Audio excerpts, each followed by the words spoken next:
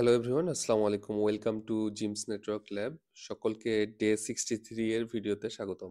So আজকের ভিডিওতে আমরা দেখব কিভাবে সিসকো ডিভাইসের iOS আপডেট করতে হয়। সো iOS মিন্স লেটস আপনি যখন একটা ল্যাপটপের অপারেটিং সিস্টেম ইনস্টল করেন তখন উইন্ডোজ 10 আছে, উইন্ডোজ 11 আছে বা আদার্স লিনাক্স আছে। তো সেই বুটেবল ফাইলটা ডাউনলোড করেন, ডাউনলোড করে সেটা পেন ড্রাইভে বুট করে আপনি উইন্ডোজ দেন বা লিনাক্স অপারেটিং সিস্টেম ইনস্টল করেন। তো এই সিসকো ডিভাইসের ক্ষেত্রে সেই জিনিসটা হচ্ছে ওর যে অপারেটিং সিস্টেম সেটার নাম হচ্ছে আইওএস। হ্যাঁ, তো এটা হচ্ছে লিনাক্স বেস একটা operating system, Linux kernel base. তো সেটা কিভাবে দেয় সেটা আমরা দেখব।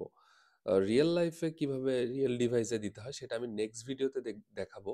তার আগে আমি আজকে প্যাকেট ট্রেসারে দেখাবো, কারণ আপনাদের সকলের কাছে আসলে রিয়েল ডিভাইস নেই, যার কারণে আপনি হয়তো বা প্র্যাকটিস করতে পারবেন না। এই জন্য প্যাকেট ট্রেসারে এটলিস্ট করলে আপনার একটা আইডিয়া থাকবে।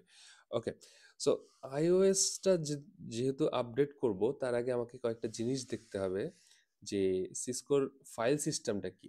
তো প্যাকেট ট্রেসারে আসলে এই জিনিসটা আপনি পাবেন না। সো ফাইল সিস্টেম দিলে এতগুলো ফাইল দেখাবে না।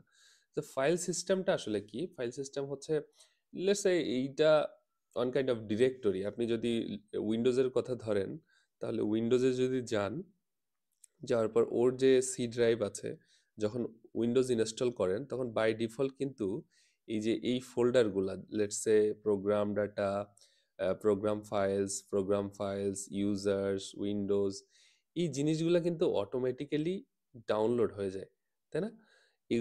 এগুলো আপনি কিন্তু কোনো ফোল্ডার ক্রিয়েট করেন না, এগুলো অপারেটিং সিস্টেমের থেকেই অলরেডি ক্রিয়েটেড হয় এবং যেগুলোর নাম হচ্ছে ডিরেক্টরি বা ফোল্ডার। উইন্ডোজে আমরা ফোল্ডার বলি, লিনাক্সে এটা হচ্ছে ডিরেক্টরি। তো এইরকম এই আমি যদি সিসকোর কথা ধরি তাহলে বাই ডিফল্ট এরকম কিছু ডিরেক্টরি ক্রিয়েট করা থাকে যেগুলোর এক একটার এক এক ধরনের কাজ আর কি। তো সেগুলো আমরা যদি দেখি, একটা হচ্ছে ওপা কিউ, নেটওয়ার্ক, দেন হচ্ছে ডিস্ক, ফ্লাশ, এনভি র্যাম। এই কয়টাই মূলত হচ্ছে মেজর, আরো কিছু আছে বাট এইগুলো হচ্ছে মেজর, এগুলোর কাজটাই হচ্ছে আসল। তো এগুলোর কোনটার কাজ কি? যেমন ওপা কিউ যেটা আছে, এটার কাজটা মূলত হচ্ছে এটা ইন্টারনাল কাজে ব্যবহার হয়। যেমন ইন্টারনাল কাজ বলতে কি রকম? যেমন আপনি শো রানিং কনফিগারেশন দিচ্ছেন সুইচে বা রাউটারে, যে ওর রানিং কনফিগারেশনটা কি হয়। তো এই যে আপনি একটা কমান্ড দিলেন সেটা অ্যাকচুয়ালি ওর যে অপারেটিং সিস্টেম আছে, কার্নেল আছে, সেখান থেকে আপনার কাছ থেকে ইনপুট নিয়ে সে একটা আউটপুট দেখায়, তাই না? এই অপারেশন করার জন্য মূলত এই ওপা কিউটা ইউজ করা হয় এবং এটা রিড অ্যান্ড রাইট মোডে থাকে। তো আহ, আপনারা যারা লিনাক্সে আসলে লিনাক্সের সাথে পরিচিত তারা এটা জানেন যে রিড, রাইট এবং এক্সিকিউশন, এই তিনটা পারমিশন থাকে লিনাক্সের যে কোনো ডিরেক্টরিতে। ওকে, দেন হচ্ছে ডিস্ক এবং ফ্ল্যাশ। আপনি যখন লেটস সে একটা ডিভাইসকে দুইভাবে ওএস দেওয়া যায়, একটা হচ্ছে পেন ড্রাইভ দিয়ে, আরেকটা হচ্ছে আপনি টিএফটিপি সার্ভার দিয়ে। একটু পরে আমরা টিএফটিপিতে দিয়েই দেখব। পেন ড্রাইভ দিলে আপনি পেন ড্রাইভে ওএসটা নিয়ে ওই ডিভাইসে যদি পেন ড্রাইভের পোর্ট থাকে ওখানে কানেক্ট করলেই আপনি ওইটা ওএস ইনস্টল করতে পারবেন। তো সেই ওএসটা মূলত ওর যে ডিভাইসটা, সিসকোর ডিভাইসটা, তার কিছু ড্রাইভ আছে। যেমন আপনাকে উইন্ডোজের ক্ষেত্রে আপনি সি ড্রাইভ সিলেক্ট করেন বা আদার্স ড্রাইভ সিলেক্ট করেন ওএসটা রাখার জন্য, সেরকম এই ওএসটা রাখার জন্য সিসকো ডিভাইসে ফ্ল্যাশ মেমোরি ইউজ করা হয়, যেখানে মূলত এই ওএসটা রাখা হয়। আচ্ছা, এই এনভিরামটা কি জিনিস? এনভিরামের সাথে আপনাদের পরিচিত হওয়ার কথা যে এনভিরাম হচ্ছে নন ভোলাটাইল র্যাম, যেখানে আমাদের কি থাকে। এই তার আগে একটু বলে রাখি, নেটওয়ার্ক যে ফোল্ডারটা, নেটওয়ার্ক যে ফাইল সিস্টেমটা, সেখানে মূলত কি কাজে ইউজ হয়? এই যে এই ফাইল সিস্টেমটা বিভিন্ন ধরনের আউটসাইড প্রোটোকল, যেমন হচ্ছে টিএফটিপি, এফটিপি, এইচটিটিপি সার্ভার, এদের সাথে কমিউনিকেশন করার জন্য এই ফাইল সিস্টেমটা ইউজ করা হয়, নেটওয়ার্ক ফাইল সিস্টেমটা। দেন হচ্ছে স্টোরেজ, যেটা বললাম অলরেডি, ইউএসবি এবং ডিস্ক এবং ফ্ল্যাশ মেমোরি, এগুলোতে মূলত আমাদের ওই ওএসটা রাখার জন্য আমরা ইউজ করি। দেন এনভি র্যাম, এনভি র্যাম হচ্ছে নন ভোলাটাইল র্যাম, যেটাতে আমাদের কোনো কিছু যখন আমরা রাইট করি লেটস সে একটা কমান্ড এক্সিকিউশন করেছি এবং ওইটা মেমোরিতে সেভ করতে চাচ্ছি, তখন রাইট করার সাথে এই nvram যে ফাইল সিস্টেমটা আছে সেখানে সেই কনফিগারেশনটা চলে যায়। তো এইটা হচ্ছে, এই কয়েকটাই হচ্ছে মূলত তার মেইন ফাইল সিস্টেম। এগুলাতে আমরা এখানে ওএস দেওয়ার জন্য এই ফ্ল্যাশ যে যেটা আছে সেটা ইউজ করব, একটু পরে দেখতে পারবেন। তো এই ফাইল ট্রান্সফার করার জন্য, ওএস দেওয়ার জন্য দুই ধরনের ওয়ে আছে, আমি অলরেডি যেটা বললাম। একটা হচ্ছে আপনার টিএফটিপি সার্ভার, একটা ডেডিকেটেড সার্ভার আছে যেটার নাম হচ্ছে টিএফটিপি। টিএফটিপির ফুল ফর্ম হচ্ছে ট্রিভিয়াল ফাইল ট্রান্সফার প্রোটোকল। এটা মূলত এরকম ফাইল ট্রান্সফার করার জন্য, লেটস সে আপনার সুইচের বা রাউটারে আপনি ব্যাকআপ রাখতে চান, তাহলে ওই টিএফটিপি সার্ভারে আপনি ব্যাকআপটা রাখতে পারেন, যেন কোনো ধরনের আউটেজ হলে আবার আপনি রিস্টোর করতে পারেন। তো এই টিএফটিপি সার্ভার শুধু ব্যাকআপ না, এটা ওএস এই আপগ্রেডেশনের জন্য ইউজ করা হয়। তো এখানে বলে রাখা ভালো যে টিএফটিপি একটা server, it is not mandatory যে এর জন্য ডেডিকেটেড আপনার সার্ভার লাগবে। আপনার পিসি বা ল্যাপটপকেও আপনি টিএফটিপি সার্ভার বানাতে পারেন। সেটার জন্য একটা সফটওয়্যার আছে, সেটা আমি দেখাবো নেক্সট ভিডিওতে ফিজিক্যালি কিভাবে। তো এইটা মূলত হচ্ছে আমাদের টিএফটিপি সার্ভারের কাজ, জাস্ট হচ্ছে ওএসটা ইনস্টল করা। এখানে ওএস থাকবে, সেখান থেকে আমরা কপি করে রাউটার বা সুইচে নিব আর কি। আচ্ছা, তো এখানে রিয়েল লাইফে কিভাবে ওএস দেয়া হয় তার জন্য আমি একটু জাস্ট হালকা ধারণা দেই, নেক্সট ভিডিওতে দেখতে পারবেন। যে টিএফটিপিডি এরকম একটা সফটওয়্যার পাওয়া যায়, টিএফটিপিডি। এটা আপনাকে ইনস্টল করতে হবে আপনার ডিভাইসে। ইনস্টল করার পর এখানে বেসিক কিছু সেটআপ আছে, করার পরে আপনার ল্যাপটপের একটা আইপি দিতে হবে। সেই আইপিটা এখানে দেখাই দিতে হবে, দেখাই দিয়ে এখানে হচ্ছে আপনার আপনার ল্যাপটপের কোনো একটা ফোল্ডারে রিয়েল ওএস, যেটা আমি দেখাচ্ছি, লেটস সে আমার এখানে আছে, হ্যাঁ। সো এইটা হচ্ছে আপনার রিয়েল একটা ওএস, যেটা হচ্ছে সিসকোর ক্যাটালিস্ট সিরিজের জন্য, 1000 সিরিজের জন্য। সেটা আপনার ওই টিএফটিপি ফোল্ডারে দেখাই দিতে হবে যে এটা হচ্ছে এই, যেমন উইন্ডোজ 10 এর জন্য আপনার একটা আইওএস ইমেজ থাকে, সেরকম এই টিএফটিপি এই সিসকোর জন্য এই যে তাদের ইমেজগুলা, এগুলা এগুলো আপনি অনলাইনে ডাউনলোড করতে পারবেন হয়তোবা, বাট রেকমেন্ডেড হচ্ছে যেই ভেন্ডরের কাছ থেকে আপনারা পারচেস করবেন সুইচ বা রাউটার গুলো, তাদেরকে বললেই অ্যাকচুয়ালি এগুলো দিতে পারবে। সিসকোর এটার জন্য আলাদা সাইট আছে, সেখান থেকে এই সফটওয়্যারগুলো ডাউনলোড করতে হয়। Only vendor can download this softwares, আপনি অ্যাজ এ কাস্টমার এগুলো ডাউনলোড করতে পারবেন না। ওকে, আমরা তাহলে এখন কিভাবে প্যাকেট ট্রেসার দিয়ে করে সেটা দেখব। সো আমরা প্যাকেট ট্রেসারে চলে এসেছি। এখানে আসার পরে আমি একটা সুইচ এবং রাউটারের দুইটার প্রসেসই সেম, আমি একটা রাউটারে দেখাচ্ছি। তো আপনারা আশা করি রাউটার পারলে সুইচও পারবেন। সো এখানে আমি একটা পিসি নিচ্ছি। ফার্স্ট অফ অল এই পিসিটাই হচ্ছে, পিসি নিচ্ছি না, আমরা টিএফটিপি সার্ভার নেই, লেটস সে পিসিতে থেকে সার্ভার নিচ্ছি। সো আমরা এখান থেকে একটা সার্ভার নিই, এই যে সার্ভার নিচ্ছি। সার্ভার নেওয়ার পর প্রথম কাজ হবে এই রাউটার এবং সার্ভারের মধ্যে রিচিবিলিটি এস্টাবলিশ করা, মানে তাদেরকে অবশ্যই পিং পেতে হবে। তো আমরা এখানে কানেক্ট করে নিচ্ছি এই সার্ভারের ফার্স্ট ইথারনেট পোর্ট থেকে এই সুইচের লেটসে গিগাবাইট পোর্টে। তার মানে দুইটাকে আইপি দিতে হবে একই ব্লকের, যেন কানেক্ট করতে পারে। তো আমরা আইপি দিচ্ছি, লেটসে এখানে সার্ভার আইপি হচ্ছে 192.168.1.1 ওকে। আচ্ছা, এই রাউটারেও এই পোর্টে গিগাবাইট 0/0 পোর্টে আমাদেরকে আইপি দিতে হবে। নো দিচ্ছি, enable configure terminal interface gigabyte 0/0। প্রথম হচ্ছে নো শাটডাউন দিয়ে আপ করব, হ্যাঁ। দেন আইপি অ্যাড্রেস 192.168.1.2 নিচ্ছি, সাবনেট মাস্ক সেম রাখছি 255.255.0। ওকে, আমাদের এস্টাবলিশ হয়েছে। আমরা কি একটু পিং দিয়ে দেখতে পারি না? Do ping 192.168.1.1।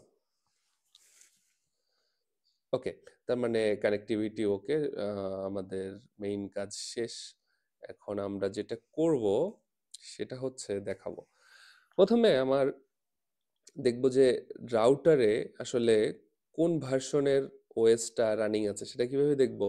শো ভার্সন এই কমান্ডে যদি দেখি, দেওয়ার পর শো ভার্সন দেওয়ার পর দেখেন এখানে সফটওয়্যারটা কি আছে, C2900 ইউনিভার্সাল K9M। এটা হচ্ছে সফটওয়্যারের ভার্সন এবং এটার ভার্সনটা হচ্ছে 15.1.4।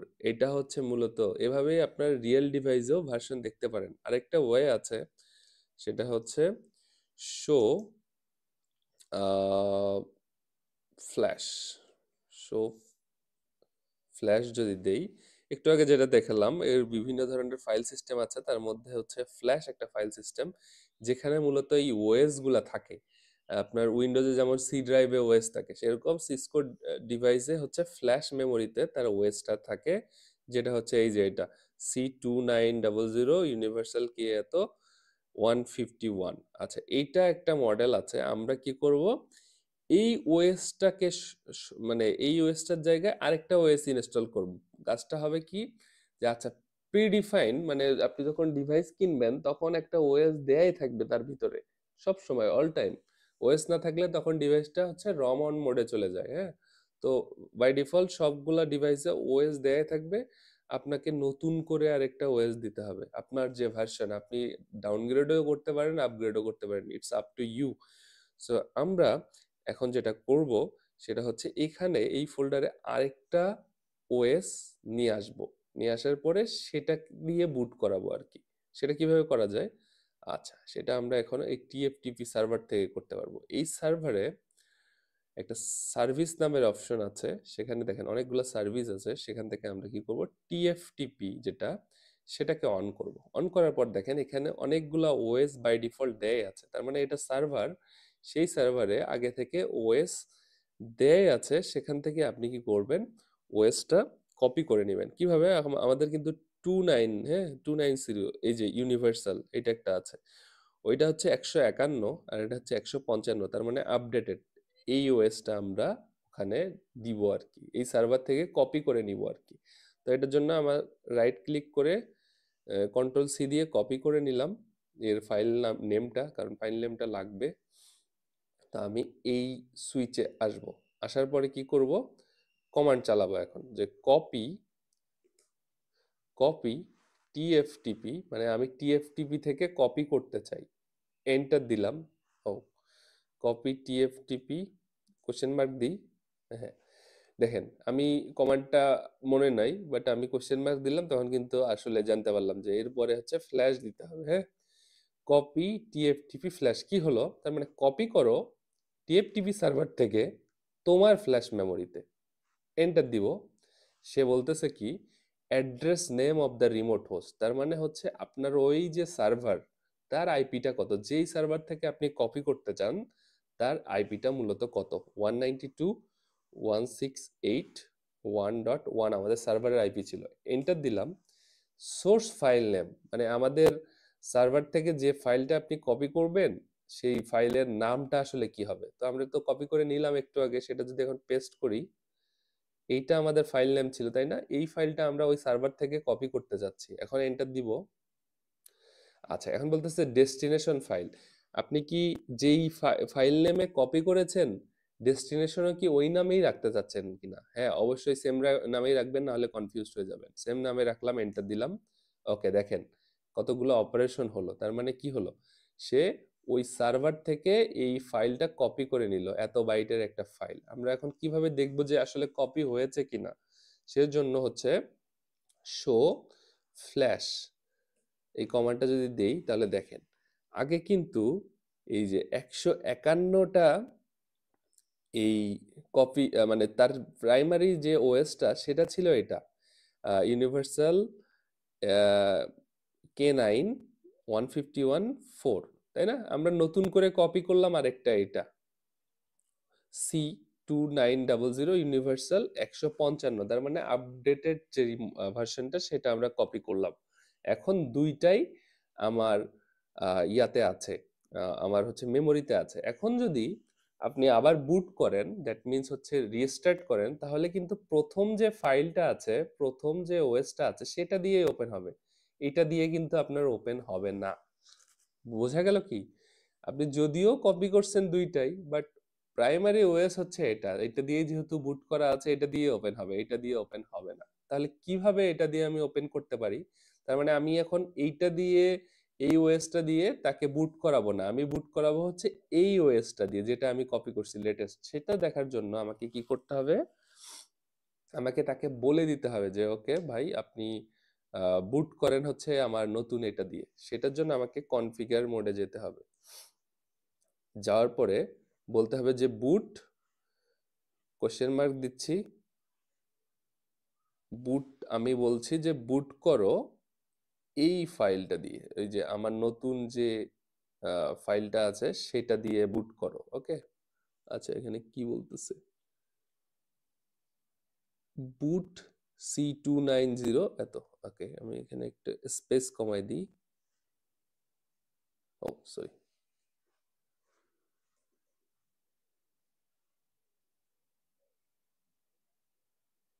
আচ্ছা, কমান্ডটা দিচ্ছি, কনফিগার টার্মিনাল বুট ফ্ল্যাশ।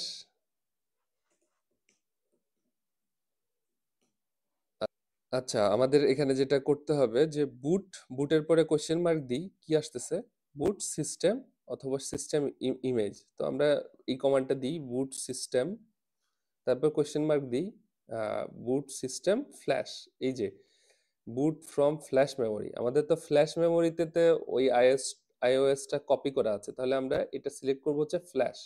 বুট সিস্টেম ফ্ল্যাশ, কোশ্চেন মার্ক দিব, দেওয়ার পর হচ্ছে কোশ্চেন মার্ক না, ক্লোন দিব, ক্লোন।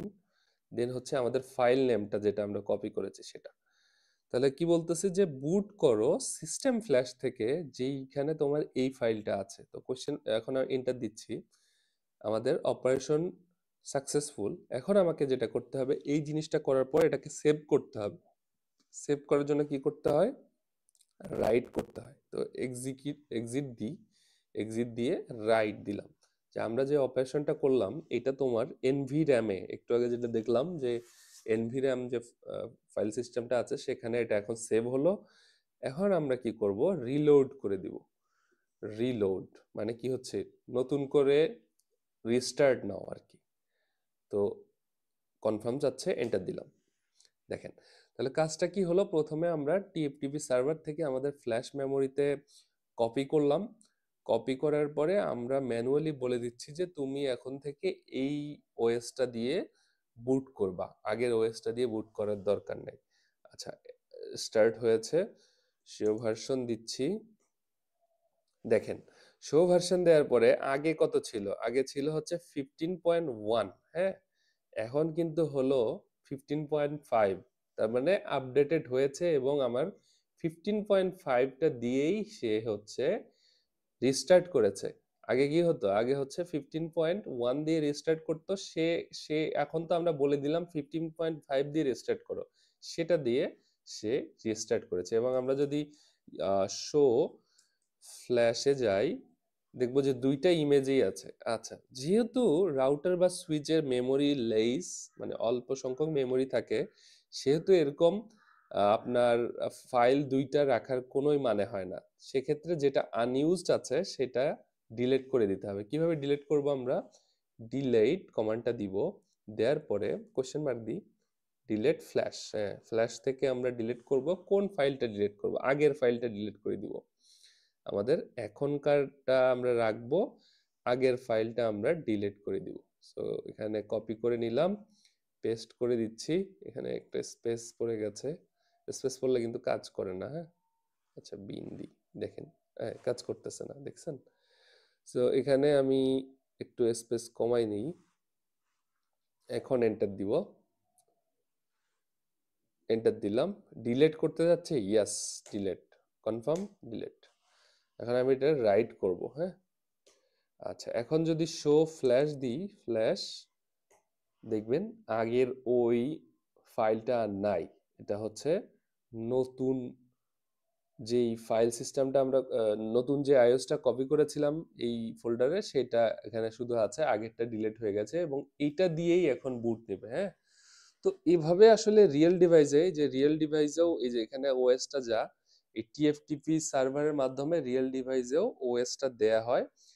সেটা আমি মূলত নেক্সট ভিডিওতে দেখাবো। তো যাদের আসলে রিয়েল সুইচ নাই তারা এইটা দিয়েই প্র্যাকটিস করলেই ইটস এনাফ। আলটিমেটলি রিয়েল এর সাথে এটার খুব বেশি ডিফারেন্স নাই। সো এই ভিডিওটা যদি ভালো লাগে অবশ্যই লাইক, কমেন্ট, শেয়ার এবং সাবস্ক্রাইব করবেন। সেই সাথে নেক্সট ভিডিও দেখার আমন্ত্রণ জানাচ্ছি। সবাই ভালো থাকবেন। আসসালামু আলাইকুম।